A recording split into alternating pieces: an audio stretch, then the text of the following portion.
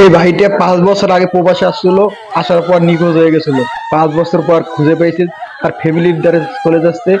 তার ফ্যামিলি কিভাবে হাউকাম করে কামতে আছে, একটু ভিডিওটা পুরোটা দেখবেন, দেখলে বুঝতে পারবেন বাবা মা জন্য কতটা পোলার কামছে, মা বাবা কামতে আছে। আরে ভাই, কিসের প্রবাস, দেখেন ভাই ভিডিওটা।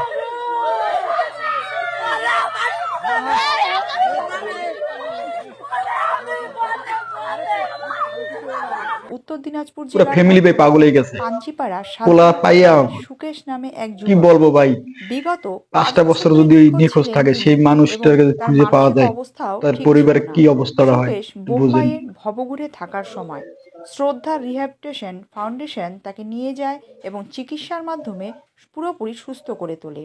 তাদের সংস্থার কিছু সদস্য সুকেশকে সাথে করে নিয়ে এসে পাঞ্জিপাড়া শান্তিনগর এলাকায় তার বাড়িতে পৌঁছে দিয়ে যায় এবং তারা বলে যতদিন পর্যন্ত পুরোপুরি তিনি সুস্থ না হচ্ছেন আমরা তার চিকিৎসা চালিয়ে যাব।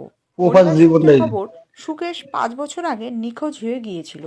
প্রবাসী পরিবারের আইসা লোকজন ভাই ভেবেছিল কতটা হয়তো কষ্ট তারা যে আর করা লাগে ভাই, সুকেশকে ফিরেই পাবে না, এটা বোঝানো কিন্তু যাচ্ছে না। অলৌকিক ঘটনার মতো একদিন হঠাৎ যারা করে প্রবাসে তাদের গেছে সামনে তারা হাজির বুঝে, হয় সুকেশ। যারা না আইছেন ভাই পরিবার এবং প্রবাসের দিকে গ্রামের লোকজন নজর তাকে দিয়েন দেখে না। চমকে গিয়েছিল। দেখেন দালালে নিখোঁজ কিছুদিন হলো বানিয়ে হেলাইছিল তার বাবাও লোকটারে, মারা গেছে। এখন এমতো খুঁজে পাইছে অবস্থায় বাপ মার তার মায়ের কোনো পাশে মাধ্যমে দাঁড়ানোর যাও মতো কেউ পাইছে। ছিল না।